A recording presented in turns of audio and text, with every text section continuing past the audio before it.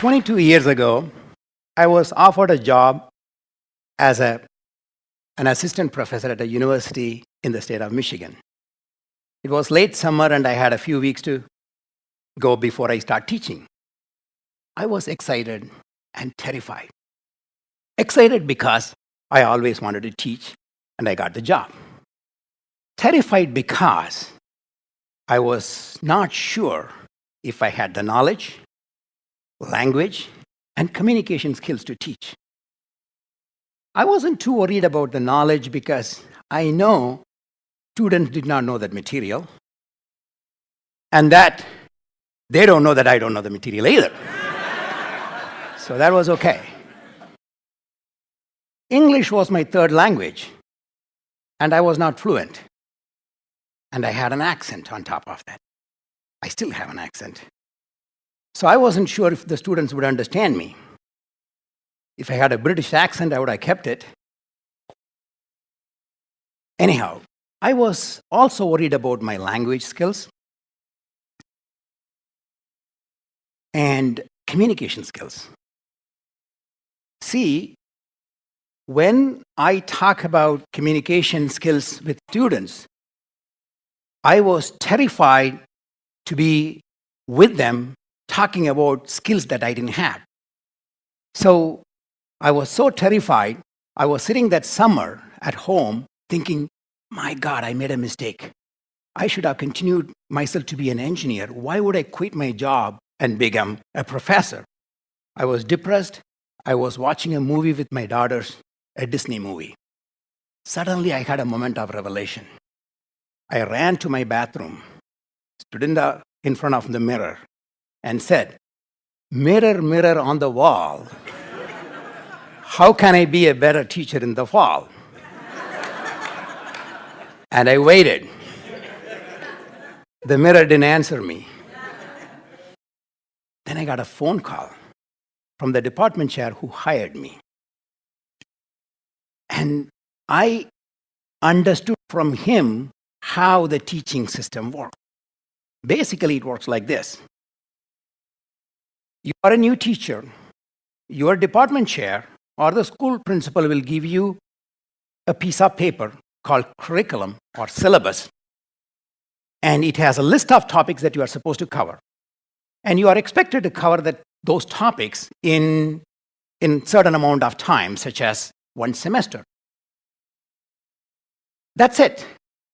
You don't have to do anything other than to follow those topics. What is expected from you is to give quizzes and exams, so it's harder for the students. How you teach, how much of a topic you cover, how less you cover, how fast you cover, doesn't matter. It's all up to you. That's how the teaching works. And that's interesting. So I got this syllabus, and I am ready to go and teach. And in traditional teaching, that's all. You go and lecture in the classrooms. So I am all ready. I am going to go to teach the students, and I prepared in the traditional way. And I prepared hard exams. Exams are hard and unrealistic. In fact, it was so hard and unrealistic, I have no doubt Isaac Newton would fail the calculus class in a high school. By the way, Isaac Newton invented calculus. Now, can you imagine Isaac Newton with his long hair sitting in the back row in somebody's calculus class? And that teacher is teaching calculus with PowerPoint. Isaac, don't fall asleep.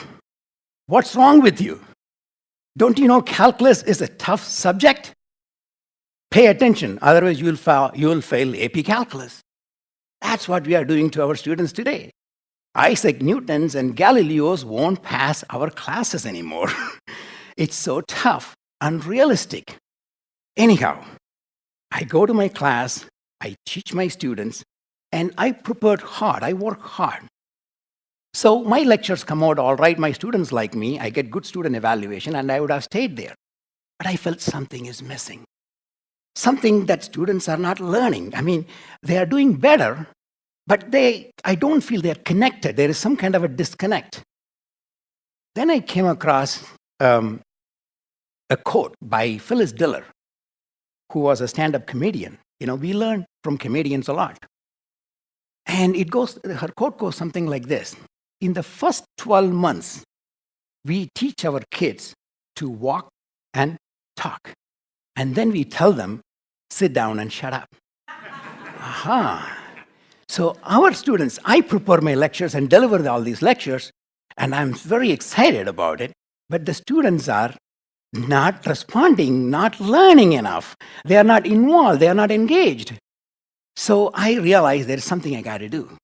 So I start out my journey of figuring out a way to engage students. I came up with a few things, all right? So I'm going to share them with. The first thing is, be original. Why? Well, I have 23 years of education in 4 different countries in 3 continents, and I have hundreds of teachers. And I found one common thing among all bad teachers. All bad teachers are boring. It doesn't matter. They come from different cultural backgrounds, they have different styles, but they're all boring. They live in their own world. They communicate to themselves. In other words, they talk to themselves. They don't communicate with the students. And that wasn't exciting. Then I looked at all the good teachers. I read books about teaching. I listened to great teachers about teaching. I watched even movies. Then I saw all great teachers that I liked are very different. They spoke different languages. Some of them spoke very loudly. Some of them were soft-spoken. Some of them were very humorous. Some of them were serious. Some of them were moving around a lot, and some of them were standing still. In fact, I loved a teacher in Russia who would stand still and talk softly, but he would tell stories that we would be on the edge of our seat to listen to him. Such an engaging speaker, but he wasn't loud, he was standing still. I thought that's a fantastic way to teach, so I tried that out in my class. In 15 minutes, it was a disaster. Because I am not him, I got to move around, I got to be loud. So I realized the good thing about good teaching is you be original. Don't copy anybody else. And that's easy. That means all you have to be is be yourself. So that's the first lesson I learned. Be yourself. Be original. And then the second important thing it occurred to me over a period of time of teaching is renounce teaching. Now, I'm not kidding. It sounds silly and ridiculous. Renounce teaching. Why? Because teaching is not learning. Think about it. Renounce teaching means you are recognizing the fact teaching is not learning. First, let's talk about this. Teaching is about teachers. Learning is about students. In traditional teaching, teaching is like teachers giving a cup of water to the students, and learning is like students drinking that cup of water entirely. That sounds more like a treatment than learning to me. Now, if that worked, 100% of the knowledge has been transferred to the student, then everybody would be a student. And that doesn't work. That means teaching is not a process of information transfer like transferring through a high-speed USB drive. It's not like we can download something into our brain very quickly, like in a movie like Matrix, and learn to fly a helicopter. It's not. Second, learning occurs independent of teaching. In fact, learning can occur independent of teaching without teacher. Think about kids walking. Do we go and tell a kid 8 months old, listen, I am going to tell you some pointers on how to walk. Don't start the step. No, we don't do that. Learning occurs without, and that's true for all essential life skills, whether walking, talking, eating. They learn by trial and error, experimenting. We can support them, we can help them, but learning occurs without teaching. And the third important part of understanding why teaching is not learning is your own beliefs. Our personal beliefs control our actions, right? Religious beliefs or any other beliefs control our action. If you think you are supposed to teach, then the focus is on you. So what you are going to do is to Focus on your presentation, on your lecture, on your exams, on your methods, on your glory. Student learning doesn't even make that list. So the idea of teaching is not helping to learn. So it is very important you renounce teaching. It's in a sense like Alcohol Anonymous. If you are an alcoholic and if you want to become sober, what do? First acknowledge you are an alcoholic. So first acknowledge teaching is not learning. And once you recognize that, you can move on to the next step of how you can help students to learn. And that would be getting to their eye level. It's very easy to understand. We have to get to the eye level of students. How do you do that? Well, we do that in our everyday life. Think about it. You have a child. You want to communicate with the child. You want to tell a story maybe. You want to read a book, or you want to sing a song. What do? You get on your knees so you can be at their eye level. Or you carry them so you can be at their eye level. That's how the communication takes place, not from the podium to the students. So get on to their eye level in our context means understanding the subject matter from students' perspective. And the student's perspective is very simple. Quite often, they don't understand why I am learning this. Is there a real meaning behind it? Or is it just to make their life harder? Or what is the real application? Why can't we upfront and tell that? So getting to their eye level is an important next step. All right? And one way to practice that is, I always practice these days, is to ensure you can explain any difficult concept to a fifth grader. Trust me, any concept, whether it is thermodynamics or nuclear engineering, can be explained to a fifth grader in simple terms in a broad way. So if you understand the subject matter, you can explain to a fifth grader. Today, I practice this. Before I teach my first year, second year engineering classes, I try these concepts in fifth grade, eighth grade, or high school, because I'm part of an outreach program. And if you can explain to a fifth grader, that means you are communicating the concept in a simple language without technical jargon. So students, if there are any here, next time, if your professor says something and you don't understand, ask them to explain again.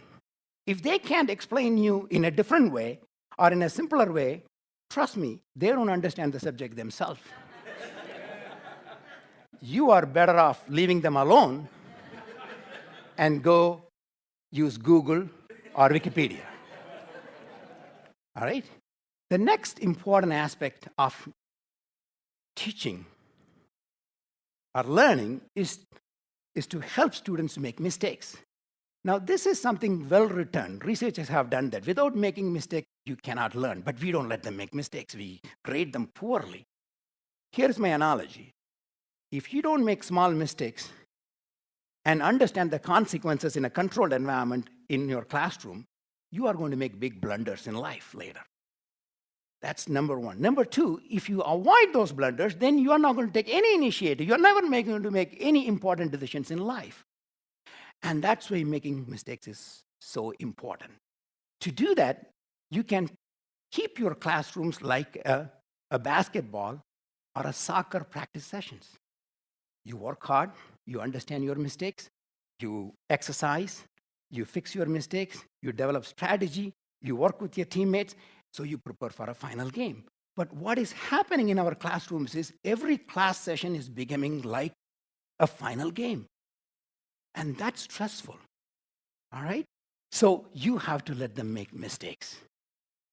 Now, once you can do that, the next most important point in my approach for teaching or helping students to learn is to completely avoid the term, what we call don't reinvent the wheel.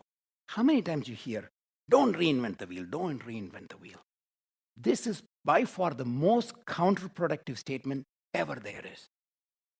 If you want students to learn, help them reinvent the wheel. Every student must reinvent the wheel in their mind. How can you understand something without experiencing? If you want to learn to ride a bike, it's not a big deal. Everybody rides a bike. But still, balancing the bike is an individual action. You got to experience it.